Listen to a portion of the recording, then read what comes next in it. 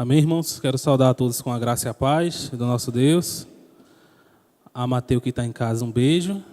Ele pediu para me mandar um beijo para ele quando estivesse aqui com o microfone. Um beijo. Deus se permitir, daqui a pouco eu estou em casa. Ou estarei na minha eterna casa. Mas eu vou estar em casa de todo jeito. Amém? Irmãos, eu peço que você abra sua Bíblia lá na carta de Paulo aos Filipenses. Eu quero tratar de um tema delicado hoje e muito atual. O tema da minha ministração é a solução para a ansiedade. E a gente vai meditar Filipenses do capítulo 4, do versículo 4 até o 9. Amém? Filipenses 4, do 4 ao 9.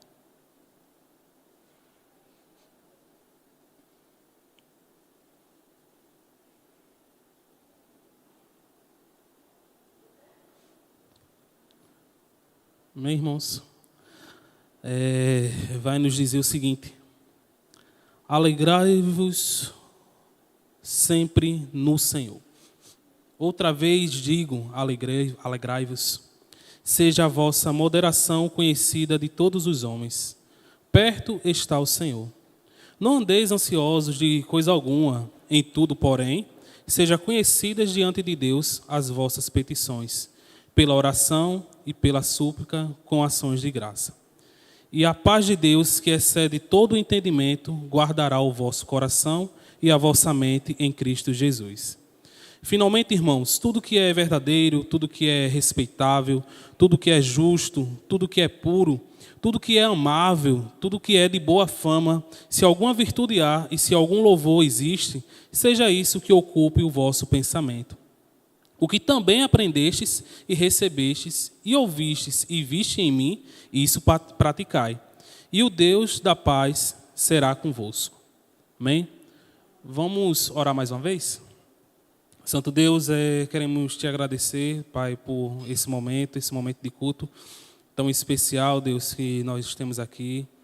Senhor, somos gratos pelos louvores, pelo momento de oração, mas te pedimos que nesse momento o Senhor fale através da Tua palavra nos nossos corações, que o Senhor possa usar a minha vida, Deus, os meus lábios, e que Teu Espírito Santo vá onde a minha voz não pode ir, Deus, que é o coração. Que o Senhor possa tocar os corações, falar nos corações e que possamos sair daqui com aprendizado e firmes naquilo que o Senhor tem para nós. É assim que nós te oramos em nome de Jesus. Amém. Irmãos, segundo a OMS, Organização Mundial da Saúde, ansiedade e depressão são um dos transtornos mentais que mais afetam a população mundial, independente da classe social, né? Porque tem pessoas que pensam que só tem depressão aqueles que são pobres, né? Que não têm boas condições, mas não, rico, pobre, independente de quem seja, corre o risco de sofrer desse mal. E a OMS estimava que, antes da pandemia do Covid-19, quase 1 bilhão de pessoas viviam com algum transtorno mental, sendo a ansiedade responsável por 31% desse total. Ou seja, quase a metade do total das pessoas no mundo que sofria com algum tipo de transtorno mental, 31% era relacionado à ansiedade. E durante o primeiro ano da pandemia, 76 milhões de pessoas desenvolveram ansiedade, representando um aumento de 26% na incidência global. E, irmãos, sintomas como palpitação, medo excessivo, tremores, dor no peito, respiração desregulada, são alguns dos sintomas mais comuns em uma crise de ansiedade. Então, aquele que tem ou já teve uma crise de ansiedade, vai ver que isso é um dos sintomas bem comuns, né? Que até pessoas vão ao hospital pensando que estão passando, tendo um infarto, tendo alguma coisa, quando chega lá os médicos dizem que é só uma crise de ansiedade. Isso são só alguns dos sintomas, tá bom? Porque quando a pessoa tem ansiedade, você pode desenvolver várias coisas. Por exemplo, eu tive uma ansiedade devido ao estresse e eu desenvolvi uma vermelhidão ao redor da minha boca. Então, ao redor da minha boca, você vai ver que algumas horas vai estar bem vermelho e descamado, né? As peles ficam caindo. E isso foi de acordo com uma crise de ansiedade que eu tive, um estresse muito grande. Então, quando eu estou muito estressado, muito ansioso, geralmente fica mais vermelho. Então, você ter palpitação, respiração desregulada, insônia, vai ser várias coisas que a ansiedade pode causar na sua vida. E na maioria delas são malefícios, não são benefícios. E, irmãos, a ansiedade ela não é necessariamente um problema espiritual. Fatores como desequilíbrio hormonais, traumas como perca de uma pessoa próxima, perca de emprego, um abuso que você sofreu na infância, pressões emocionais, até mesmo uma má condição física pode levar uma pessoa a uma crise de ansiedade ou um agravamento. Então, eu não sei se aqui tem pessoas que têm isso em mente, que ansiedade, que depressão é um problema espiritual, único e exclusivamente, né? Não, você vai ver que na Bíblia Davi sofreu uma depressão muito profunda, você vai ver Jonas querendo que sua vida fosse levada, você vai ver Marta ansiosa, você vai ver o próprio Jesus no Getsemane angustiado. Então, depressão não necessariamente é um problema espiritual, né? Isso pode dar e desencadear por diversos fatores, né? Como eu falei, perca de um parente próximo. Na pandemia a gente teve muito isso, né? Perdemos muitas pessoas, então muitas pessoas desenvolveram ansiedade, né? Às vezes até as mulheres quando estão no período menstrual, né? Ou naquele período que elas não têm mais a menstruação, que é menopausa. A menopausa também tende a desenvolver algum tipo de ansiedade. Então, às vezes, elas ficam estressadas, não é nem por nada, às vezes é os hormônios, às vezes é a ansiedade atacando. Então, a ansiedade, irmãos, ela pode ter vários sintomas e atacar de diversas formas, tá? E isso é um problema, hoje em dia as pessoas vão considerar até comum na nossa sociedade. Mas a pergunta é, como combater esse mal? Né? Muitas pessoas podem se perguntar, Luan, como a gente combate a ansiedade? Como é que a gente trata a ansiedade? Eu acredito que medicamentos podem ser usados, sim. Psicólogos, conversas. Mas a Bíblia nos traz algumas recomendações que eu gostaria de observar com vocês. E vai ser baseado nesse texto. Primeiramente, a gente vai ler aqui o versículo 4. Como combater a ansiedade? Alegrando-se no Senhor. Filipenses 4:4 ele diz: alegrei-vos sempre no Senhor. Outra vez digo, alegrai-vos. A ordenança de Paulo parece não fazer muito sentido, pois como podemos permanecer felizes quando tudo ao nosso redor parece desmoronar? Não é estranho quando ele fala alegrai-vos sempre no Senhor? Essa palavrinha sempre. E isso é meio estranho, porque você pode se perguntar, Luan, como é que pode eu me alegrar com a perca de alguém, com a perca de um emprego? Como é que eu posso estar alegre quando minha filha, meu filho está doente? Como é que eu posso estar alegre quando as minhas contas não batem? Como é que eu posso estar sempre alegre? Paulo acho que se confundiu quando ele falou isso, para nós nos alegrarmos sempre no Senhor. Não, tem momentos para tudo, né? A Bíblia não fala, há momentos de rir, há momentos de chorar, há tempo para tudo. Como é que pode Paulo falar que nós devemos nos alegrar sempre no Senhor? E, irmãos, o que Paulo está tentando nos mostrar é que a verdadeira alegria, ela independe das circunstâncias, pois ela está firmada em Cristo. Se alegrar no Senhor é muito mais que um mero sentimento. É escolher olhar para todas as dádivas que Ele nos concedeu, tornando Cristo o motivo e alvo da nossa alegria. Por isso, quando ele fala, alegrei-vos sempre no Senhor. Outra vez digo, alegrei-vos. Irmãos, o contexto dessa carta é muito sublime, porque Paulo estava preso, prestes a morrer ou receber uma sentença de morte, e ele está dentro de uma prisão dizendo, alegrei-vos no Senhor, alegrai-vos no Senhor. Outra vez eu digo, alegrai-vos. E o sentido de alegria, de felicidade, né, é um pouco meio distorcido, né? Porque a alegria que Paulo está falando aqui é no Senhor. Não a alegria nas coisas. Parou para pensar? Que ele diz, não nos alegrei-vos nas conquistas. Não estou dizendo que você não vai ficar feliz, mas a conquista não seja o motivo maior da sua alegria, mas seja o Senhor. Por que o Senhor? Porque todas essas coisas que nós temos aqui na mão passam. Então, se essas coisas passam, consequentemente a nossa alegria vai passar, vai embora. Então Paulo diz, alegrei-vos no Senhor, alegrai-vos no Senhor. Outra vez eu digo, alegrai-vos. E a alegria, irmãos, é uma escolha, não é só um sentimento. Por que uma escolha? Porque quando a gente olha lá o livro do profeta Abacuque, aquela famosa passagem, ele diz, ainda que a figueira não floresça, ainda que não dê fruto na vide, todavia eu me alegrarei no Senhor. Então, a alegria não é só um mero sentimento, mas é uma escolha que nós decidimos ter, apesar de tudo. E nós devemos olhar para tudo que Deus nos oferece, principalmente a alegria da salvação, a salvação nele, você estar aqui em pé, você poder respirar, você poder andar, você ter uma casa, você ter um meio de transporte, você ter um emprego. Tudo isso é motivo para você se alegrar no Senhor. Então, a gente deve olhar para tudo isso que Deus nos proporciona e manter a nossa alegria no Senhor. Richard Wurmbrand, não sei se pronuncia assim, foi um pastor romeno que foi levado à prisão por causa do evangelho. Durante um período de 10 anos, ele foi submetido à violência física, psicológica, frio, fome e escuridão.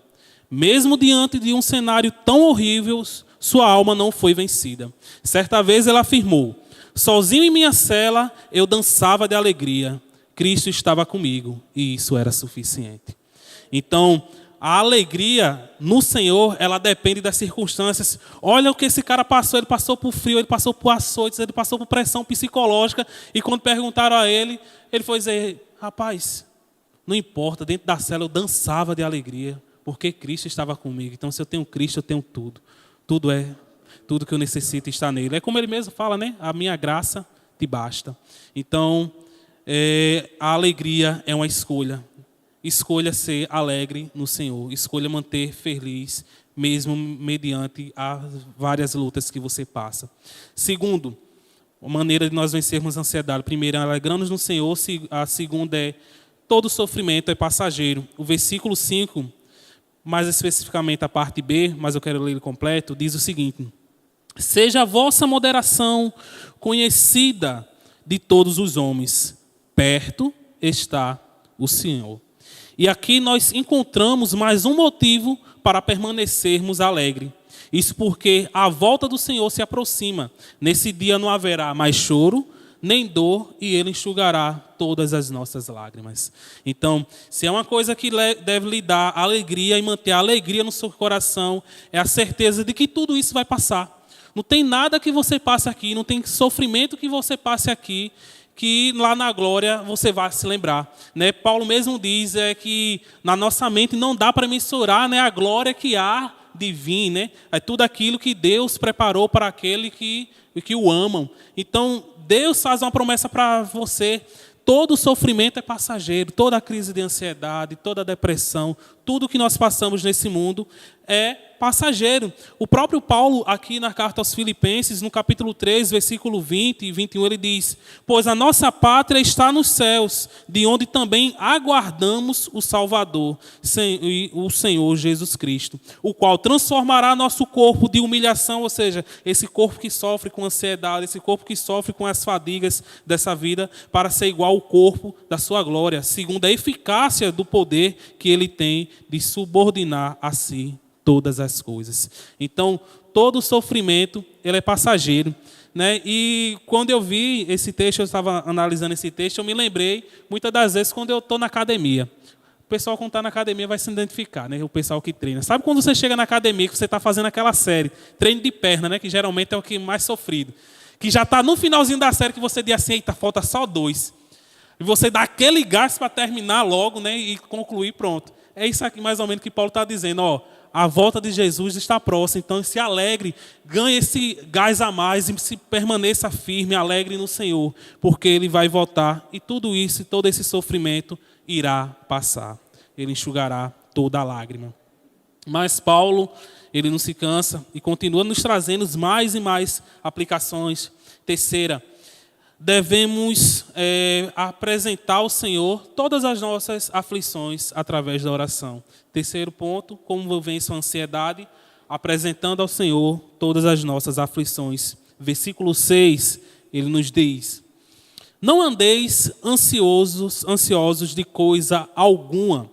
Em tudo, porém, seja conhecido diante de Deus as vossas petições, pela oração e pela súplica, com ações de graça. E a palavra ansiedade tem como significado divisão ou mente dividida. É a preocupação excessiva com o futuro que gera medo e inquietação. Então, o significado dessa palavra ansiedade é justamente isso. É uma pessoa que está com a mente dividida. Sabe quando você está aqui, que o seu corpo está aqui e sua mente está lá em outro lugar? Pronto. É isso que a palavra ansiedade significa. É você estar dividido. Você está no presente, mas com o pensamento no futuro. Ansioso com as coisas que vai acontecer no futuro. Se você vai ter o que comer, se você vai ter o que beber, se você vai ter o que vestir, se o seu filho vai se formar numa faculdade, se você vai conseguir pagar aquela conta que está atrasada, se você vai conseguir ter um filho. Então você fica com o coração ansioso, você fica dividido. Você está no presente, porém preocupado com o futuro.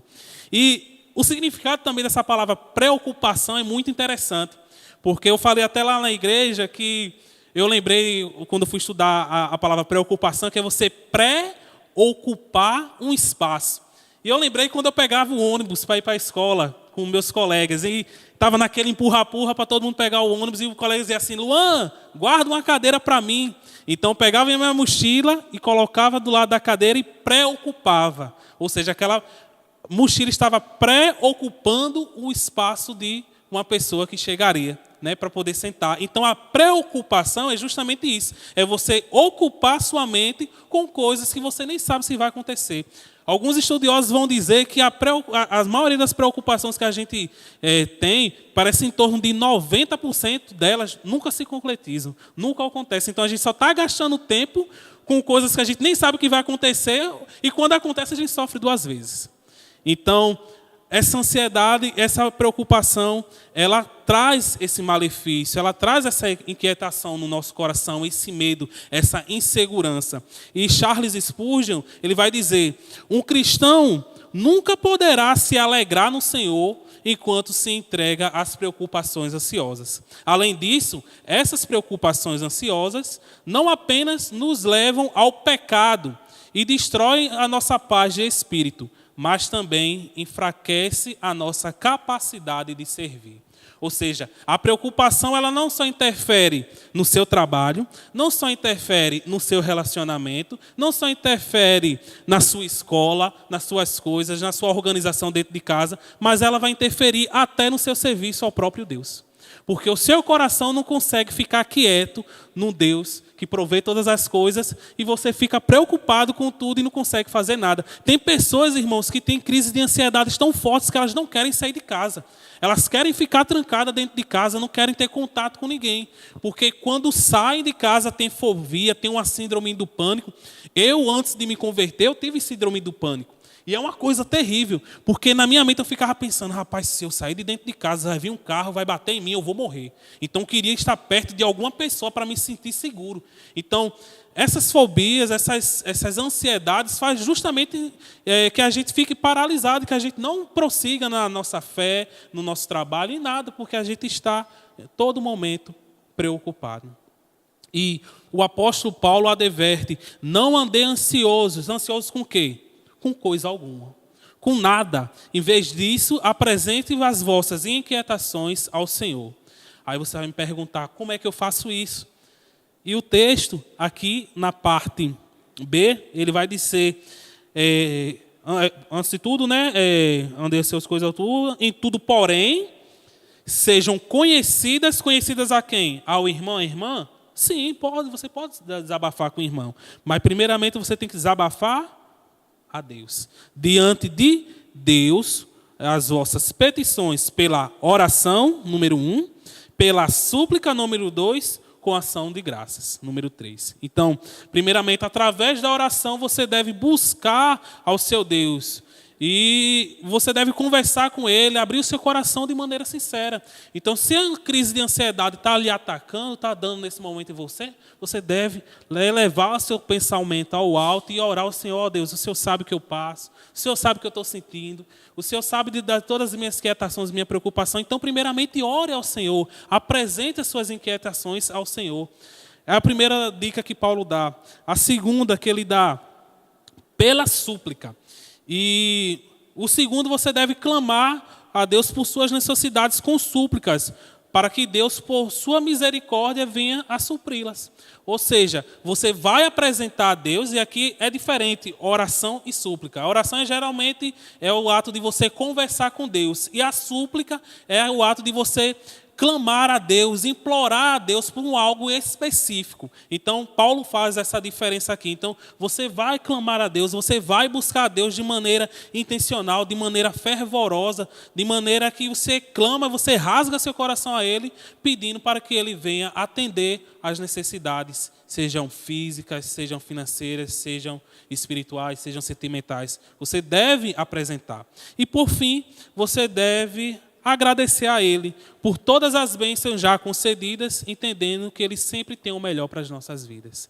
E ele fala aqui também com ações de graça. É até interessante que Paulo fala que ações de graça é você louvar a Deus, é você agradecer a Deus, é você estar se alegrando em Deus. Então você vai orar a Deus com ação de graça, já agradecendo a Deus por tudo que Ele tem feito na sua vida. Então, ore, suplique, agradeça a Deus, louve a Deus por tudo que Ele tem feito. Irmãos, a palavra de Deus é tão fantástica, com um pregador principalmente, porque quem prega aqui vai saber disso, principalmente o pastor Sérgio, talvez, que prega mais frequência, né? Muitas das vezes, pastor Sérgio, Deus fala com a gente e usa a pregação na nossa vida antes da gente pregar. Já aconteceu isso com o senhor, eu acredito.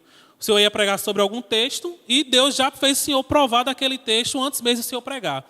Muitas das vezes você prega o texto e depois de você pregar, Deus faz que algumas situações aconteçam para você provar daquilo que você pregou. E foi isso que aconteceu comigo. Há muito tempo eu não tinha crise de ansiedade, muito tempo mesmo. E determinado dia eu estava num quarto com meu filho brincando e começou a me dar uma crise de ansiedade. E automaticamente o Espírito Santo de Deus me lembrou dessa palavra. Apresente a sua oração ao Senhor, ora ao Senhor, louve ao Senhor. Eu comecei a orar. Digo, meu Deus, o Senhor sabe do meu coração, não fiz nada, Deus, para estar sentindo essa ansiedade. Comecei a apresentar ao Senhor e depois eu comecei a louvar. E aí a ansiedade foi embora. E, irmãos, é fantástico, porque quando você prega a palavra, mas você tem a experiência de viver a palavra e ver que aquilo é verdadeiramente verdade. Verdadeiramente verdade, olha só. É que aquilo é verdade. Então, Deus, Ele fala através da sua palavra e sua palavra é viva. E eu posso dizer, isso aconteceu comigo. Deus mandou embora a ansiedade naquele momento. Então, ore ao Senhor, busque ao Senhor. Ele vai trazer alívio para o seu coração. Quarto e último ponto. Temos, fazendo essas coisas, temos uma promessa do Senhor, que está no versículo 7. E a paz de Deus, que excede todo o entendimento, guardará o vosso coração e a vossa mente em Cristo Jesus. Irmãos, o resultado da oração com fé é a paz de Deus. Não é que Deus sempre nos dará o que pedimos, mas é uma tranquilidade interior que vem diretamente de Deus. É muito interessante ele falar paz de Deus, ou seja, através dessas práticas de alegrar no Senhor, entender que tudo é passageiro, buscar o Senhor em oração, a paz de Deus, ela vai vir sobre nós. E aqui tem uma coisa muito interessante que determinada vez eu aprendi com uma irmã na igreja, que existe uma diferença muito grande entre paz com Deus e paz de Deus. E eu fiquei, quando ela falou isso na pregação, fiquei sem entender. Falei, como assim? Paz com Deus e paz de Deus. Ela explicou. Ela falou assim, a paz com Deus é a paz mediante Jesus Cristo. O que é que acontece? A Bíblia vai dizer que nós antes éramos inimigos de Deus. E agora, por mediante Jesus Cristo, nós temos paz com Deus. Ou seja, nós não somos mais inimigos de Deus, porque Jesus Cristo derramou o seu sangue sobre nós. Então, agora nós temos paz com Deus. Mas ter paz de Deus é totalmente diferente. Porque você pode ter paz com Deus, mas não ter a paz de Deus. Por quê? Porque você não está buscando a Deus. Porque você não está buscando as coisas de Deus. Então não tem como você sentir essa paz de Deus. Você tem paz com Deus, você já é um salvo, Deus já te salvou. Porém, você está tão preocupada com as coisas, né, como Marta, do dia a dia, que você não consegue estar aos pés de Jesus, tendo paz com Deus, né? Recebendo essa paz de Deus, né? Então você tem paz com Deus, você já está em paz, mas você não consegue receber essa paz de Deus. E, irmãos, a paz que o mundo nos traz é uma paz diferente dessa paz da Bíblia, né? Porque a paz do mundo é o quê? Tudo está em paz, não tem guerra, não é isso? Então, para o mundo estar em paz é não existir mais guerra, não existir mais conflito. Mas a paz de Deus não é isso. A paz de Deus é um sentimento que Deus derrama no seu coração, que você pode estar no meio de uma guerra, mas você tem a paz de Deus dentro do seu coração. Percebeu como é diferente? Por exemplo, meu amigo Gabriel, João 14, 27. Coloca aqui para a gente ler, por gentileza. Diz o seguinte: deixe-vos a paz. Olha só, a minha paz vos dou. Não vou lá dou como dá o mundo, ou seja, não é a mesma paz do mundo, é uma paz específica, a paz de Deus. Não se turbe o vosso coração, nem se atemorize. João também, Gabriel, 16, 33, Jesus também vai falar outra coisa. Estas coisas vos tenho dito para que tenha paz, aonde? Lembrou? Não, a alegria não deve ser nas coisas que o mundo tem, nas coisas que o mundo oferece, mas em Cristo, para que você tenha paz em mim. No mundo passarei por aflições, mas tende bom ânimo. Eu venci o mundo. Né? Então, a paz de Deus e a paz que o mundo oferece são coisas totalmente distintas. Né? E essa paz de Deus, ela excede, irmãos, todo o entendimento. E essa frase aqui também é magnífica, porque é justamente isso que diferencia a paz de Deus da paz dos homens. Porque os homens, enquanto isso estão em guerra, eles não têm paz. Mas a paz de Deus, independente da situação que você esteja, quando você está em paz com Deus, você tem essa paz de Deus, nada te abala. Por isso que Paulo fala isso: alegrei-vos outra vez no Senhor. Eu digo, alegrai-vos no Senhor. Por quê? Porque você tem a paz de Deus morando dentro do seu coração. Por isso que o mundo olha para você e diz: como é que pode perder o filho, perder o pai, perder a mãe e ainda estar feliz, ainda estar indo para a igreja? Por quê? Porque a paz de Deus que reina no coração da pessoa. Por isso que excede o entendimento das pessoas que não têm a Cristo. Por isso ele fala, a paz de Deus que excede todo entendimento. E deixa eu lhe contar um testemunho. Certa vez, quando eu perdi a minha filha, a gente estava no hospital e eu e Marília chorou muito, né, com a perda lá, e a enfermeira lá e a assistência social nos consolando. E por um momento a gente lá chorando e veio uma paz no nosso coração, que é a paz de Deus. Eu não sei explicar o que é a paz de Deus. E a gente parou, enxugou as lágrimas e disse: pronto, amor, Luna morreu, vamos levantar a cabeça agora, vamos dar entrada nas coisas para poder tirar ela daqui.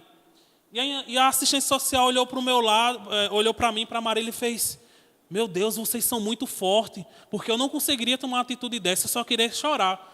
E eu lembrei, é a paz de Deus que excede todo entendimento, que traz a calma para o nosso coração, e mesmo em momentos difíceis. Então, não se impressione quando alguém estiver passando por algum momento muito difícil e ter força. Não vem dele, é Deus que dá. É Deus que traz essa paz e essa força. E não só isso, irmão, a parte B é mais magnífica ainda. Ele diz o seguinte: a paz de Deus que excede todo o entendimento, ela tem uma função: guardará o vosso coração e a vossa mente em Cristo Jesus. Essa paz de Deus tem uma função ativa, ela guardará. O termo aqui significa montar guarda ou proteger como uma guarnição. Ou seja, a paz de Deus, a paz que vem de Deus, guardará as nossas emoções e nossa mente contra os ataques da ansiedade. Então Paulo está dizendo o seguinte: se você fizer tudo isso, a paz de Deus que excede todo entendimento vai guardar as suas emoções. Por isso que ele fala: guardará o vosso coração e a vossa mente, aquilo que você está pensando, para que a ansiedade, enquanto vir, bata e saia em retirada, como as pessoas falam. Então, a paz de Deus, que excede todo o entendimento, ela vai montar guarda, ela vai estar protegendo o seu coração contra a ansiedade. E conclusões e aplicações para a nossa vida são várias, baseadas nesse texto. E a primeira é: temos que trazer à mente coisas que nos edifiquem. Você percebeu que eu fui só até o versículo 7, né? Mas tem mais. O versículo 8 ele diz: finalmente, irmãos, tudo que é verdadeiro, tudo que é respeitável, tudo que é justo, tudo que é puro, tudo que é amável, tudo que é de boa fama, se alguma virtude há e se algum louvor existe, seja isso que ocupe o vosso pensamento. E um psiquiatra chamado Aaron Beck compreendeu que os pensamentos, sentimentos e comportamentos estão interligados. Para explicar isso, ele criou o chamado triângulo cognitivo. Então, imagina agora um triângulo. Eu ia pedir para tu botar isso, Gabriel, mas eu me esqueci. E como é que funciona esse triângulo cognitivo? Imagine junto comigo. Triângulo, a parte de cima, certo? Ele vai dizer o seguinte: pensamentos criam sentimentos. Então, você pensa, consequentemente, você tem uma sensação, você tem sentimentos. Certo? Sentimentos, por sua vez, criam comportamentos. Então, vem para essa base de baixo. Você pensa, você sente e você se comporta. Ou seja, a forma como nós pensamos reflete na forma como nós agimos. Então, pensamentos geram sentimentos que geram comportamentos. Então, nós nos comportamos. E os nossos comportamentos afetam os nossos pensamentos. Então, ele vai: pensamentos geram sentimentos, que geram comportamentos, que geram e que geram sentimentos novamente, que vai gerar pensamento de novo. Então, esse ciclo foi justamente isso aí: pensamentos, comportamentos, sentimentos. Então, fica nesse giro. Por que eu estou falando isso? Oxe, o que é que tem a ver tu falar um negócio de cognitivo, de psiquiatra? A gente é um monte de doido? Não. Irmãos, por que eu estou falando isso? Porque nós devemos priorizar coisas boas na nossa mente. Nós devemos alimentar a nossa mente com coisas boas. Na psicologia, vai chamar as crises de ansiedade, vai dizer que toda crise de ansiedade tem um gatilho. Não sei se você já ouviu isso. Por exemplo, o gatilho de uma determinada pessoa foi a perca de um parente. O gatilho de outra determinada pessoa foi a perca de emprego. E várias pessoas têm gatilhos. E existem gatilhos, por exemplo, que você pode fugir. Vamos supor, se você tem síndrome do pânico, você sofre de síndrome do pânico, você vai seguir no Instagram página policial, que só passa morte, e pessoa que morreu ali, e pessoa que morreu ali em outro canto, e um desastre que aconteceu num canto, e um desastre que aconteceu no outro. Você vai seguir isso? Não, você tem que alimentar a sua mente de coisas que lhe edifiquem da palavra de Deus, das coisas de Deus, seguir pessoas que pregam a palavra de Deus para você edificar a sua mente. Então, se você está pensando coisas que não é para pensar, se você está se alimentando de coisas que não é para se alimentar, não espere outra coisa. Resultado é crises de ansiedade. Agora, irmãos, abre aspas, tem pessoas que vivem dentro de um ambiente que é gatilho a todo momento. Tá bom? Então, há exceções, tá bom? Não estou julgando todo mundo pela mesma regra. Então, para essas pessoas que vivem dentro de gatilhos, no mesmo momento, por exemplo, eu conheço uma pessoa que ela tem algumas crises de ansiedade quando é xingada. Quando é xingada. Então, quando a pessoa xinga ela começa a ficar pensando: meu Deus do céu, eu sou uma pessoa ruim, eu sou uma pessoa má, o que é que eu fiz de errado com tal pessoa? Porque ela também começa a entrar no poço, né? E vai pensando: é isso mesmo, eu sou ruim mesmo, por aí, e cai numa crise de ansiedade. Então, você deve colocar na sua mente coisas que lhe edifiquem, coisas que vão lhe trazer ânimo, e não coisas que venham lhe colocar para baixo, coisas que venham lhe afligir. Segundo, para conseguirmos vencer a ansiedade, precisamos praticar o que nós aprendemos. É o que ele fala aqui na parte A do versículo 9. O que também aprendestes, o que é que você aprendeu? Alegrai-vos no Senhor, a vinda do Senhor está próxima, busque ao Senhor a oração, que bote coisas boas na sua mente. O que aprendeste de mim, recebeste e ouviste e viste de mim, isso praticai.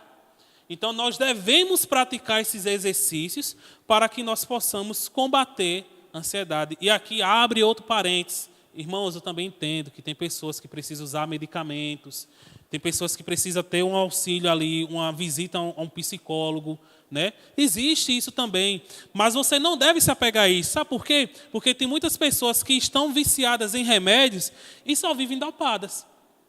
Tem uma pessoa que eu fiquei sabendo através de uma irmã na fé, que a mulher não sai de dentro de casa. Ela todo dia é tomando remédio. Ela toma remédio, dorme. Aí acorda, come, toma remédio, dorme. Só vive dopada. Por quê? Porque vive à base de remédio. Então, não estou dizendo que remédio, e a gente tem pessoas aqui que é da área da saúde, é que remédio não seja importante. É importante. Eu sei que em alguns casos vai ser necessário, mas você não deve ser refém disso. Você não deve ficar refém disso. Você deve buscar o desmame dessas coisas. Então, procure vencer a ansiedade buscando ao Senhor e praticando tudo aquilo que você aprendeu. E não se esqueça, por último, não se esqueça que você tem um Pai que se importa com sua dor. O versículo 9, a parte B diz: e o Deus, ou seja, você praticando tudo isso que Paulo está falando, e o Deus da paz será convosco. Né? E é muito interessante isso, que ele fala: a paz de Deus guardará o seu coração, ou seja, Deus dá a paz, mas Deus não só dá a paz, o autor da paz está do seu lado. Ou seja, Ele está cuidando de você, Ele está, se importa com tudo. E é interessante que o Deus da paz é o nosso Pai, né? É como Ele fala lá em Mateus 6, né? Quando Ele está falando sobre ansiedade, Jesus fala que Ele diz assim: olhe para as aves, olhe para as plantas, por aí vai, né? Ele diz assim: ó, se Deus cuida de tudo isso aí, até de uma planta que morre, né? Cresce e morre, quanto mais vocês, homens de pequena fé. Então, por que você está se preocupando com essas coisas? Calvino, ele tem uma frase muito interessante, ele diz assim: a raiz da ansiedade é a falta de confiança na providência de Deus. Ou seja, quando nós sentimos que as coisas não estão dentro do nosso controle, deixa eu explicar a coisa dentro do seu controle. Sabe quando aquelas pessoas que têm as contas bem certinhas, recebe no mês e paga as contas, dá direitinho. E acontece um problema, o carro quebra, bateu o motor, 3 mil reais para gastar. Que é a primeira coisa que o caba faz? Se desespera. Meu Deus do céu, e agora como é que eu vou fazer? Vou ter que estourar um cartão, vou sujar meu nome. Começa a se preocupar. Por quê? Porque a gente não confia em Deus. A gente quer as coisas dentro do nosso controle. A gente não quer dependência de Deus. Foi por isso que quando a tempestade assola aquele barco, Jesus está fazendo o quê? Dormindo. Por quê? Porque ele tinha confiança no Deus da tempestade, o Deus que mandava a tempestade, que sanava a tempestade. Então, eu vou me preocupar com o quê? O Deus que eu sirvo controla tudo isso. Entendeu? Então, muitas das vezes, a ansiedade, ela é uma falta de confiança na providência de Deus. E aí, você pecou. Lembra que eu falei lá no início da pregação que a ansiedade nem sempre é pecado? Lembra? Ansiedade nem sempre é pecado, como eu falei. Existem alguns gatilhos que a pessoa tem ansiedade e ela não escolhe ter. Beleza. Mas quando você se entrega à ansiedade, quando você se entrega à depressão, quando você fica buscando coisas que não edificam na sua mente, e você fica se preocupando demais, você pecou. Então a ansiedade, nesse caso, para você, é um pecado. Por quê? Porque você não está treinando o seu coração para confiar em Deus, para descansar no Senhor, para descansar no seu Pai. Né? Nós, como pai, damos coisas boas aos nossos filhos, né? Cuidamos dos nossos filhos, imagina Deus. Então, a ansiedade, nesse caso, abre aspas, é sim um pecado. Você está pecando. E por último, Gabriel, coloca para mim aqui 1 Pedro 5, 7. E eu quero que todo mundo leia comigo, e você vai ler não só para as pessoas ouvir, mas para o seu coração ouvir. Amém? Vou contar até 3, nós vamos ler todos juntos. 1, 2, 3. Lançando sobre ele toda a vossa ansiedade, porque ele tem cuidado de vós. Amém? Agradeço a oportunidade, em nome de Jesus.